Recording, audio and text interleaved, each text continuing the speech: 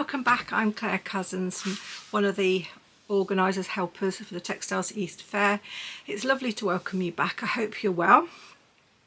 This video is a two-part video. So this bit you've got right now is going to be part one, and it's all going to be about how to make this little cottage box. Having said that, this is the one I started with. This is the one that inspired me to do it, because somebody actually requested it when I showed it on one of my other videos. They said, oh, could you do the cottage? So I have done now. So this was the original box and this is the new box. So I'd recommend watching both the videos first before you embark on this, because along the way I noticed a few bits and bobs that I would change actually. So enjoy part one. I will say to you in part two, there is more detail on how I do the stitching. So if you want more detail on how I do the stitching, then you're going to have to wait for part two. Anyway, enjoy and come and see what's at my desk.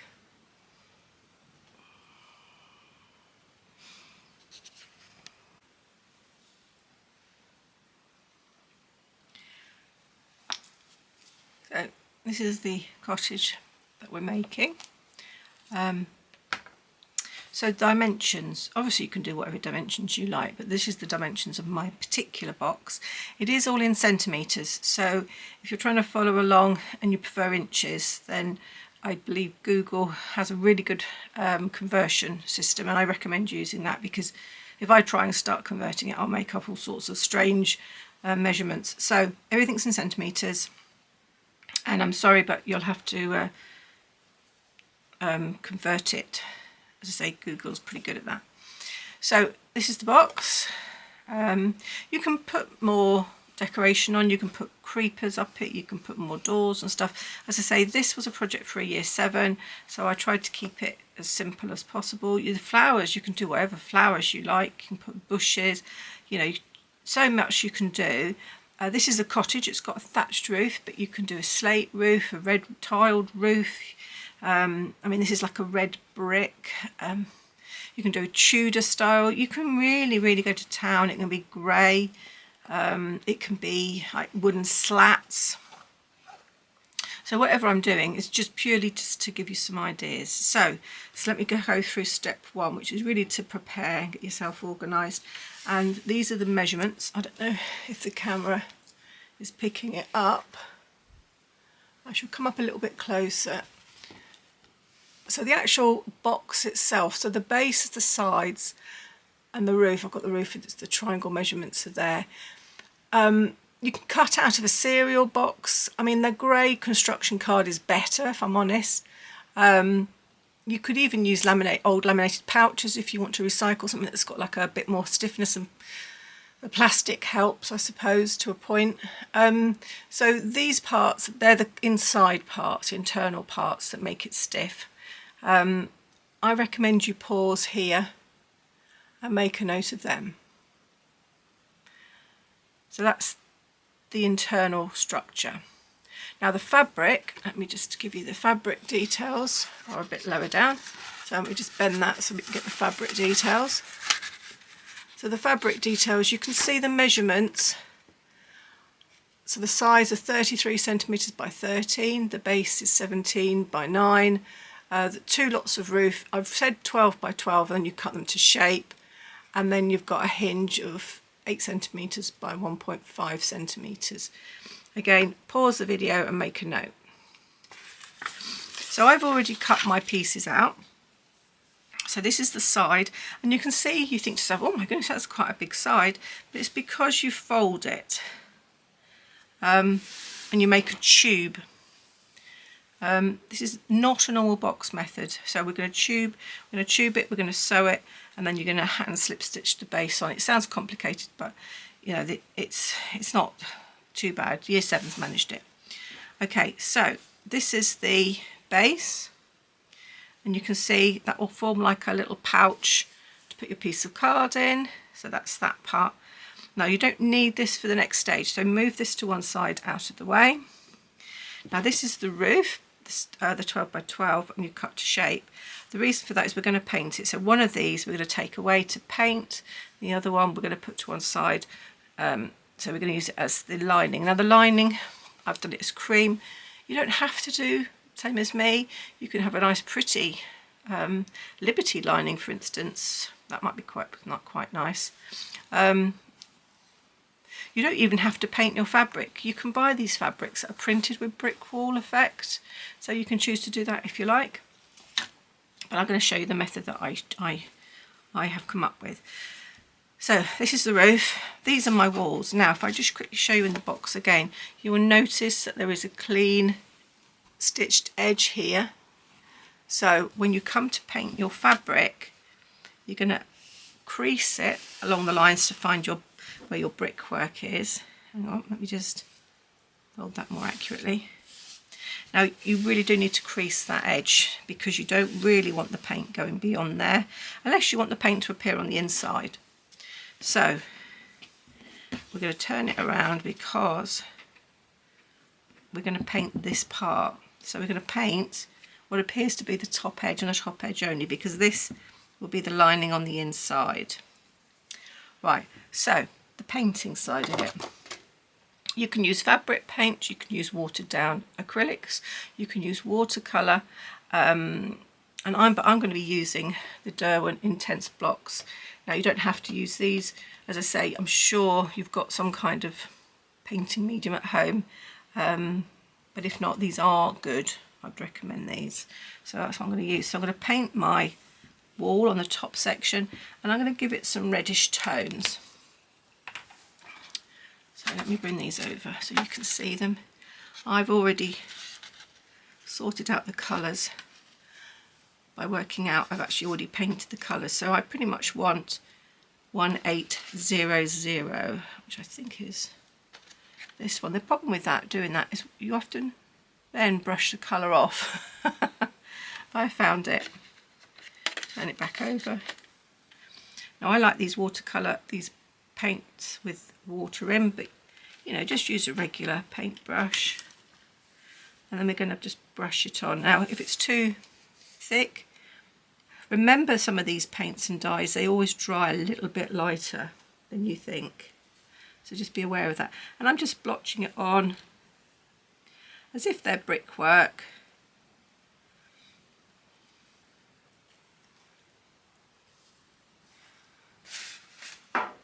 Now you're not going to want to watch me do all of this, but I'm hoping you get an idea of what I'm going to be doing.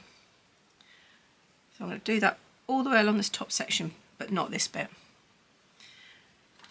Now the reason why you crease it really heavily is because when you actually then come along here, because you've creased it, it tends not to go across.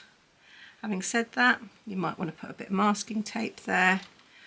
You know, don't wet it first, it's not a good idea because the wet will bleed.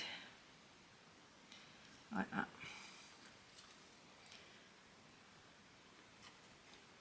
And I'm going to keep going along there. So that's the brickwork. Now, the thatch is a different kettle of fish. We have to work from the middle and imagine the thatch is growing outwards. If it's a slate roof, again you would paint it as if it's going outwards. You wouldn't put the slate details in. That's where your embroidery comes in. So I'm going to pick up some of my colour that I want to use. I want to sort of yellowy golden tones for my thatch. It's a new thatch. It's not been there for donkey's years. It's fresh. It's a fresh new thatch, and you can see that I'm just painting it on, coming out from the centre like that. You don't need tons of detail in this thatch because it's the embroidery that gives it the detail.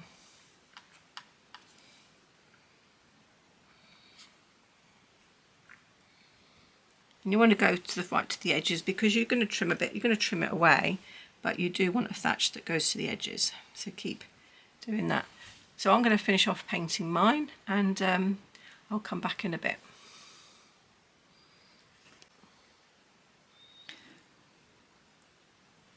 Right, I've painted my panels. As you can see, they are still very wet. So when you come back, they should be a lot lighter. So you can see how rich the colour is currently. and it will lighten up as it dries. If it doesn't lighten up as it dries and you don't like it because it looks quite bold, you can always rinse material a little bit and it will fade out again. Okay, if you're going to be doing that, just be aware that your fabric may shrink a little bit, so your internal cardboards will be a little bit different. So yeah, that's your first step. As I say, you don't have to paint it. You can buy pre-printed materials. You can't quite get a thatch effect, but you can just use basic yellows, and then your stitching will just enhance it. So don't feel you have to do this stage. So I'll come back when they're dry. Right, I'm doing my roof. I've ironed it. I'm going to turn it over now because I'm going to mark on the darts onto the roof. Now I've made a paper template using these measurements.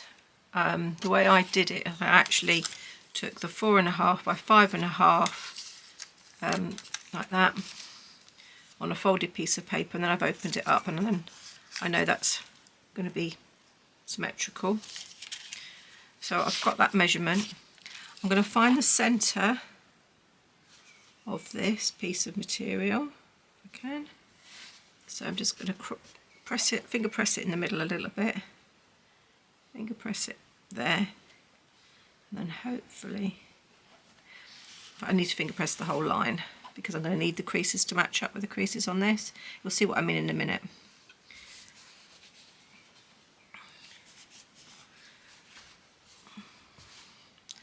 Open it back up again. It's on the reverse side, not the correct side, the reverse side. I'm now going to use this template. I'm going to find the corner. I'm going to match the corner. I'm going to match this crease here, and I'm going to do a dotted line along that edge and that edge, and I'm using a heat erasing pen. You can use a chalk or any pen that will disappear. I say that, it doesn't necessarily have to disappear because it's on the reverse anyway. I'm lining up the middle and that crease, putting the dots in, and I'm doing that with every part of the roof.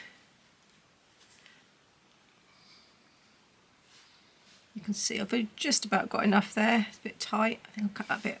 So be generous with your 12 by 12. I don't think I was that generous there.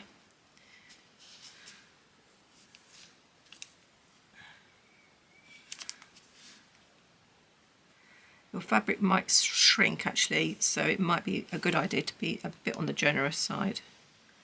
But remember, I mean, you're drawing around this template, so it should all still fit. Oh, I can't see the crease that side. If you've lost the crease, oh no, I have got it. It's just there.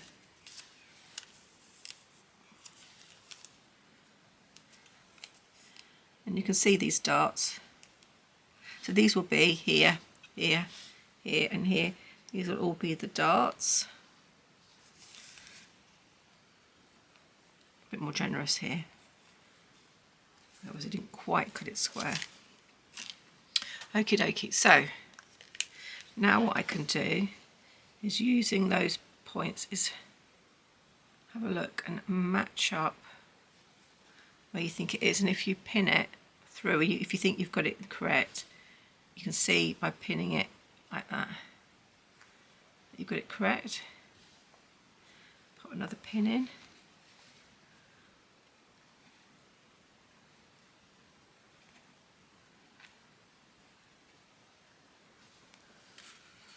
Hopefully, I could probably wiggle that around to make that work better.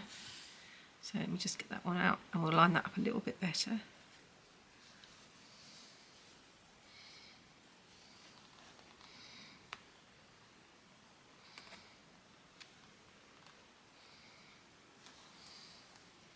Yeah, that's good. Now these, oh, took that pin out whilst I put that one in. Now what you can do, you can choose to hand sew this, or you can machine it. It's your choice. And you're going to be doing that on all corners. So let me just show you how that might look. Open it up and you can see it's already starting to form a shape of a roof. So I'm going to do this one. And I'm going to do all three. And then I'm going to sew them. Just simple hand stitching. put some thread in my needle. I might just zoom in a little bit for you. There we go. Okay, I've just put a knot on the end and I'm just going here. And I think I've got the bluntest needle ever. I'm just doing a very simple running stitch. You can do a back stitch, you can do whatever stitch you like, but do it with a sharper needle than I've got. I think I'm about to sort this needle out.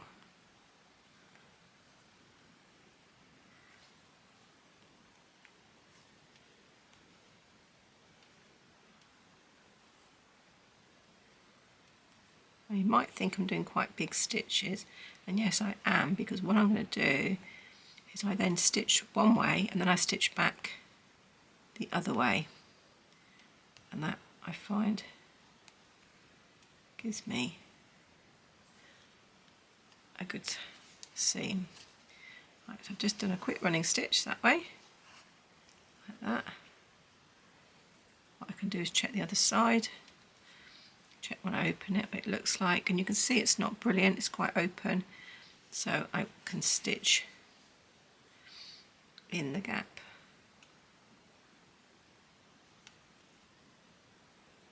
You can stitch the way you want to.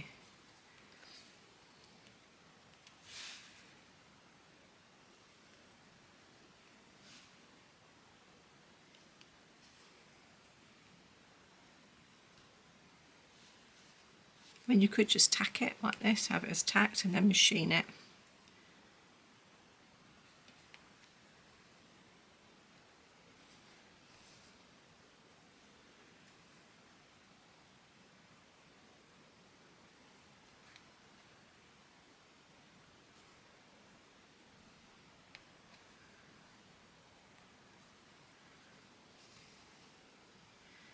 Now, I've already stitched a little way, but I'll show you how stitching in the gap improves the seam. You can see stitching in the gap and then where it hasn't stitched in the gap.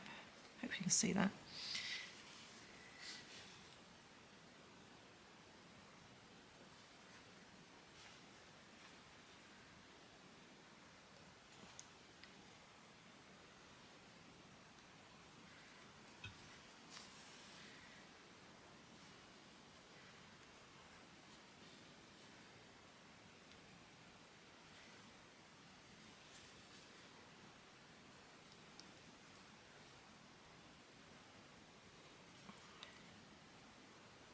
Just going to knot off.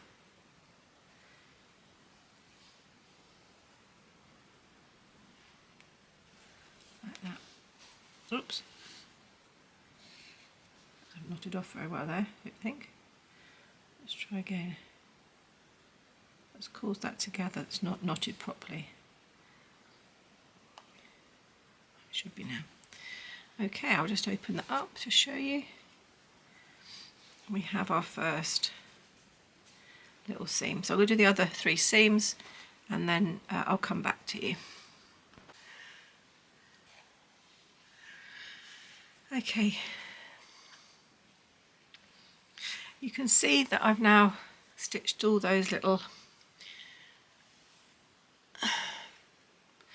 darts, and it's now forming like a little roof. It's beginning to start to take shape.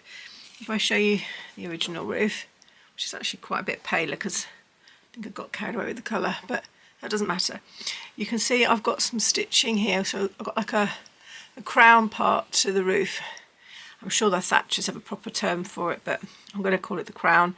And I've done like a little curvy detail around there. So I can draw that on. And then I've chosen 3 different coloured threads. I've chosen a cream. I don't know if you can see them there. I've got a cream. I've got one that's slightly more golden and then slightly more brown. But they're both in a similar tones. You could use like a variegated thread, I suppose, or choose. I mean, I was quite tempted by this more yellowy colour. I might even introduce a bit of that. The problem that I have is I never know what my colours are, because usually these are mixed up and bits, so I can't advise you on colours, I'm afraid. But you're bound to have some thread in your stash. So what you do next then is to mark up that design on the roof, that little ridge, top ridge. So I'm going to do one side at a time, I think. It's just like a little scoop. You don't have to do this at all, you can do whatever you like to your roof. You just have it as a plain thatch.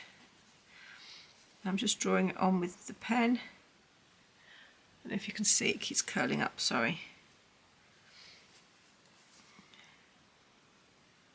Which is like a little C, I don't know what you call that shape, like a little U, I don't know, whatever you want to call it.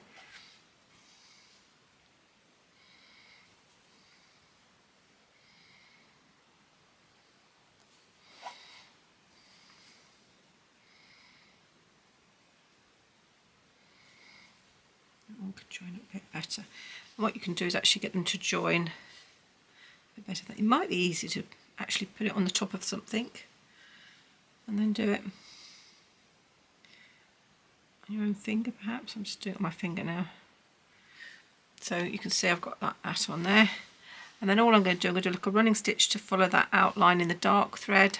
And then I'm going to use the lighter threads to stitch. So get the dark thread, which is this one.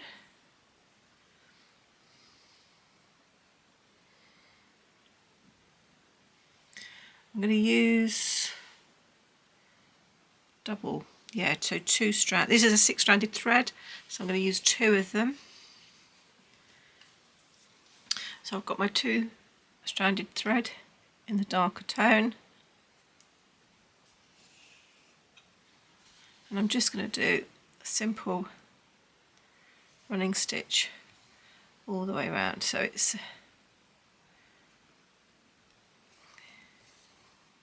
or you can do a back stitch or slip stitch. You can do any of the stitches that you like.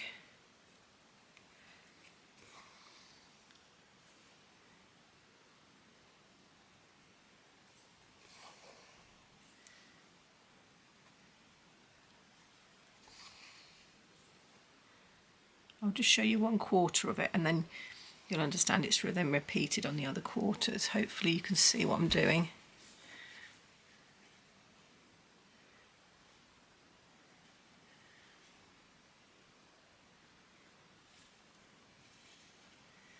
Now I've done a little running stitch one way, now filling in the gaps.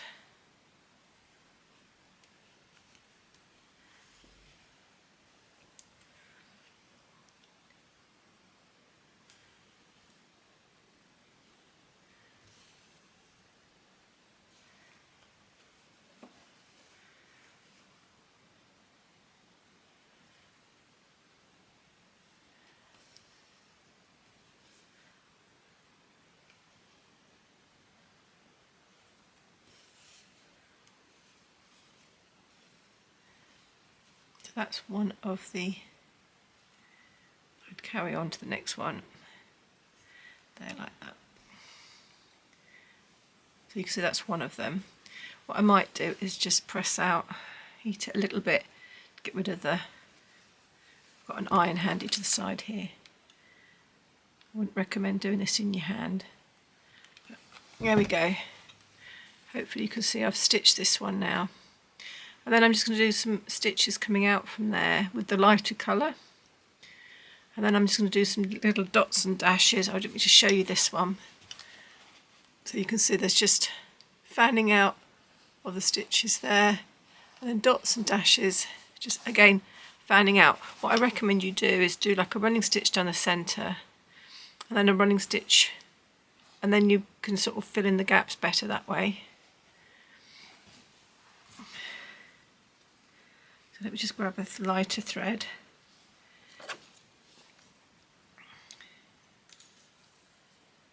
Again, 2 strands.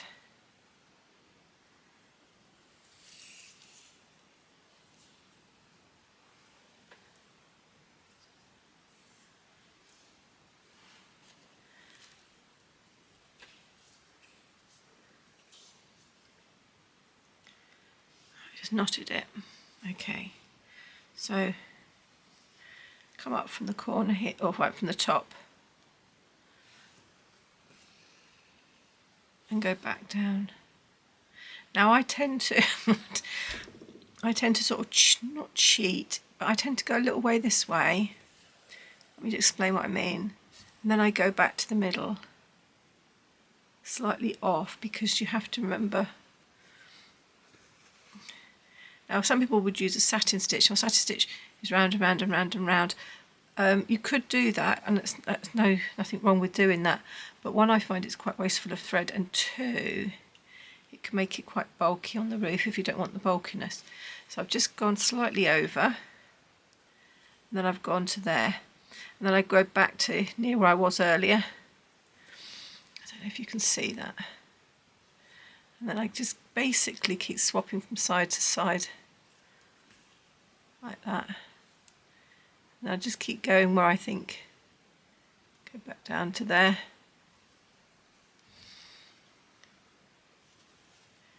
I just keep filling it until it looks right, really.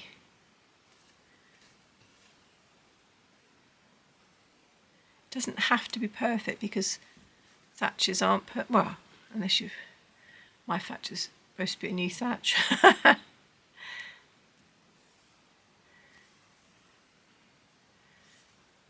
So I hope that helps.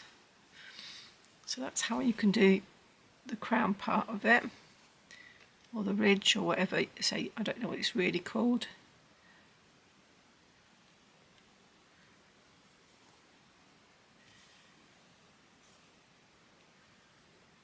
There's one more there. So once that's all filled in and done, you can then, as I mentioned earlier, you can do like little running stitches. Haven't got to be perfect. Little running stitches going down like that. You haven't got to go all the way down, you can go part way down. Basically you're staggering them to make them look more realistic. If it starts to pull up, pull it apart. So I've done the crowns area, and I've started on the running stitch here. So you could just go from the crown, then try and sort of follow sort of in between. If you might need to draw some lines on to help you fan them out, 'cause you want them fanned out really. So I'm just putting in a few. Some can be long, some can be short. It's just to indicate the texture like that. And if you build up the different colours, so here I've just done the cream, so if I now introduce the darker colours in between, it will all add to the texture. So that's the roof. I've got a bit of blue fabric, so I'm going to give it a bit of a press. And I've got some, I don't know what you call it really where you live, we call it Bonderweb. Under Wonder is another name for it. So I've got some, basically a sort of like a sticky back product. I'm putting it on the back, so it's got on mine. It's like little plasticky ridges. It's a fusible web. It's basically a fusible web, and I'm just going to iron that fusible web on. You might want to put a bit of greaseproof on top to protect your iron. Just ironing that on, and then I had some windows. Oh, here they are. Oh, lost them for a moment. Some windows and some doors that I've cut out. Now I ought to explain how I achieved my windows and doors. So let me explain how I did that. So the piece of fabric that I got earlier, yeah, folded it in half, like that. I folded it in half, like that. Now that will give me one corner of the building here, which I think I will press because it's useful to know where that corner is for adding your detail later. Now I'm going to bend this corner to the seam allowance. Now I allowed 1/2 centimetre, but you can allow a bit more. If you're not sure, what I do recommend you do is get your ruler and just check that that bit there is 8 centimetres. Which it is. So that has shifted. Hang on a second. Things always shift when you fold them.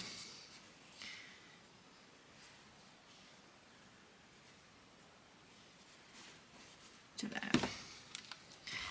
I'm just going to give that a press too. Now that gives me my 4 walls, not including my seam allowance, because the seam allowance, if you look, is just here, and if I measure this, that should be 8 centimetres. Okay. Now the reason for doing that is, remember the fold is at the bottom, yeah? So I can work out where my front door goes. Now what you could do is you could draw on here, but I can tell you the measurements of my door if you're using my measurements. The base of it was 2 centimetres and the height of it is 3.5 centimetres. And what you could do, let me just, actually I'll do that again. So my door is 1.5 centimetres, no, 2 centimetres that way, and it is 3.5 centimetres that way. And I've curved mine, but you can do a square door. The windows, now you can arrange your doorway how you want. You can have 1 window, 2 windows. I'm going to go for the same look as that, which is 2 windows. And 1 will go there and 1 will go there. And the size of that is 1.5 centimetres along the bottom edge. And it's 2.5 centimetres in height. Again, I've curved it. You can have yours square. You can do what you like. So the windows then, so that's my window. I've worked it out. I'm going to place it onto my Bondo web here. I can draw around it, or I could just cut around my little templates.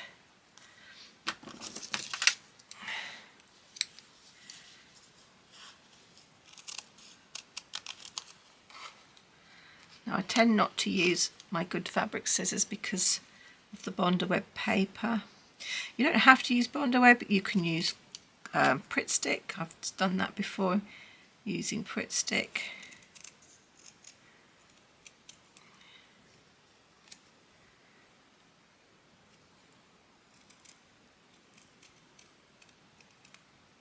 So simple as that, cutting it out, and then I'm going to peel that off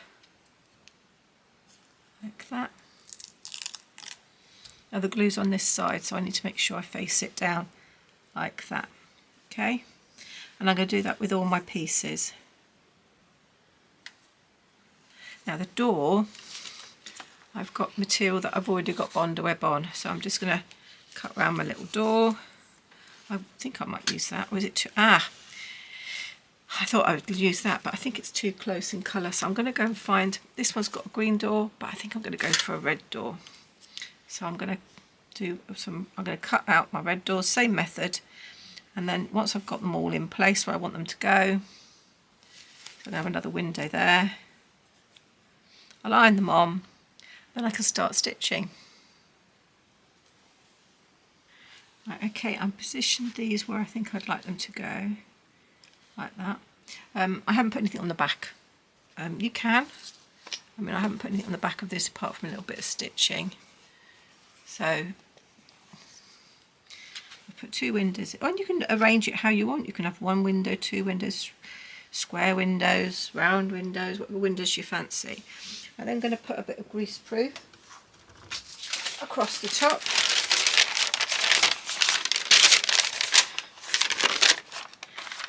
And then I'm going to iron them all in one go and hope they don't move.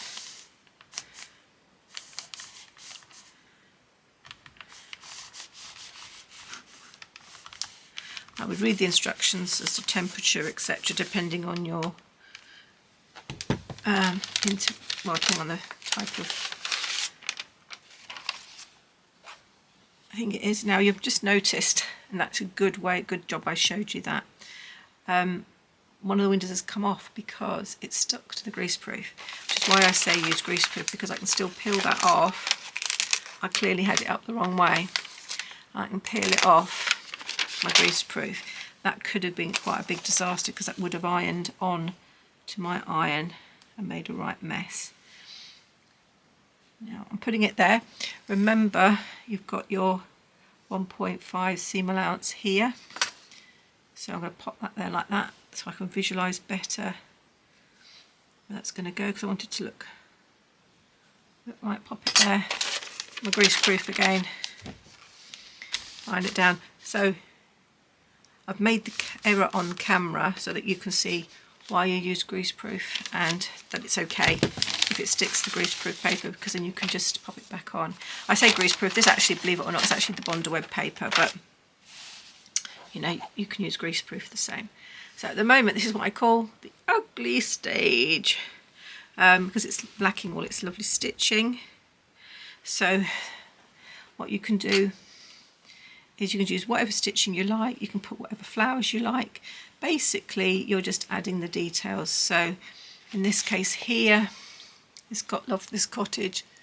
I don't know if you can see that. It's got like cross-hatched windows. They're the windows we have actually in our house. Ours have got diamond shaped. It's all fake lead work though, but it is diamond. Oh, the thread's coming out of it. I've used blanket stitch around the doors. I've used blanket stitch all the way around. I've actually used a darker, just like a grey. I've used a dark grey to get that effect. On this one, I'm quite tempted to make some little, might cut out some little window boxes and put something in there, as well as have flowers underneath. You can do what you like now. It's your design. I mean, this has got wisteria growing up it, but you can stitch roses, etc. I've used gold detailing on the door knocker and the letterbox and the door handle. You can use beads. I've used a very basic cross stitch for the flowers here, but you can use French knots. In fact, let me grab something. Now for stitch ideas, I actually find these traditional stitches, these traditional embroideries. These are I did do them using my Nana's old transfers, but there's some lovely little ideas for like hollyhocks. I like this rose. I might use the rose design on this one. Just flick through there. Yeah, this is a lovely little cottage. So these stitches here, they're just like the Lazy Daisy, but on their own. So it's not daisy chain, and that's in pink, and then in green looks like again some foxgloves or something growing up. This effect, I might use this effect in the window boxes on mine. It's just very, I don't know what stitch that is. It's tiny little satin stitch. My goodness, I must be mad. Or like almost like a star stitch here, and then with a French knot in the middle. I mean, actually, I quite like that bird bath. I might put a bird bath on this back page. That might be quite nice. Oh, I could even do this water butt. That would be nice. So I might even do a water butt on the back of mine with the roses growing up. So yeah, I hope these have given you some embroidering ideas. I will just carry on stitching mine. And then I'll come back and show you how I'm getting on. Here we go, some more. That's a nice one. I like that rose. I might go for something like that. Coming up some more flower ideas. I'm just showing you this really for the flower ideas that you can decorate. I mean, oh, that might be quite nice. A little animal on the back. Perhaps there's a cat at the back door, or even a dog at the back door. Like a little bird house, that could be something on the back edge where there's nothing there. Again, I like these roses. I'm going to go for these roses, I think. Yeah, and you can see the Tudor style, so if you want to do a Tudor style, that's your choice. So I hope that little book of mine is quite getting on now. I did that during COVID lockdown. So yes, this is the time where it doesn't look very exciting, but it's now the embroidery that will bring it to life, and I'll come back and show you how I'm getting on. I apologise if the lighting is a bit glarish. It's got quite cold and dark unusually this time of year, so I've had to put some lights on, so there is a lot of shadow, so I apologise for that. But if I just show you how far I've got, so you can see here, I'm hoping you can see where I've added the grey for the lead work, and I've just done around the troughs, and then I've added some small like leaves. That's just like a daisy chain. It's not a daisy chain, but it's a daisy on its own. Lazy daisy they call them. Here, this hollyhocks, I've done that using very tiny, I call it blanket stitch wheel. So it's using a blanket stitch to generate a little tiny wheel. And then you can see here where I put the light green in, and then there's the dark green. So it's the light and the dark green is mixed. So I do the light green and then I go over it in the dark green. And that kind of, I say dark green, it's actually, I've got 3 greens here. I have got a very dark green, a what I call mid green, and then almost a limey coloured green. This one here I was just doing, so I'll finish this one off and so you can see how it looks before I stitch it. And then I'm just going to recap how to do a blanket stitch. Now, so the blanket stitch is you just go in, then you come to the edge and then you make sure the thread's behind. I'll come up a bit higher for you. So I'll do that again. So you go in to the edge and then you put the thread behind and you pull up. So that's done all the way around the edges. And then this is just basic running stitch to form the lattice lead work. So hopefully that gives you an idea of how you can build up your flowers. Say some French knots in there.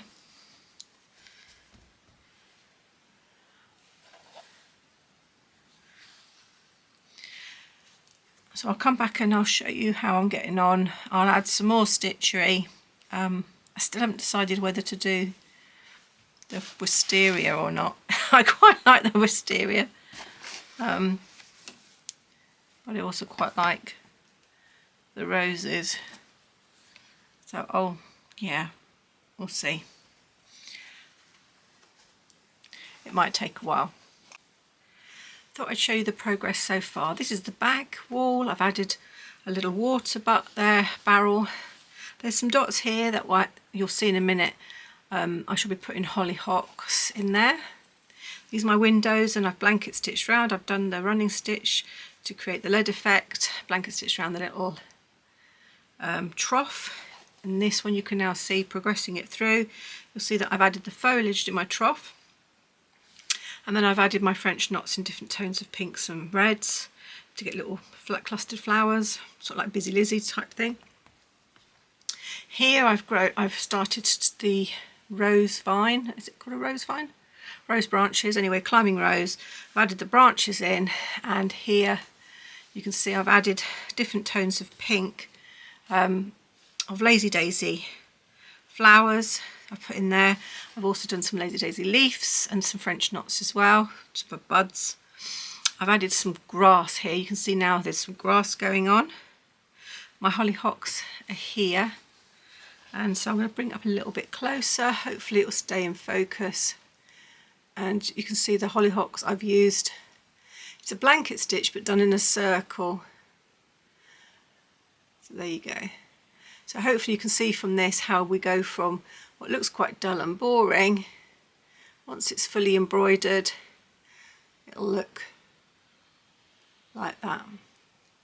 So I hope that gives you some ideas and inspiration to add decorations and or stitching to your own. All of this is hand stitched, but there's no reason why you can't do any of this with the machine. If you're used to doing free motion embroidery, you can add these sort of details that way.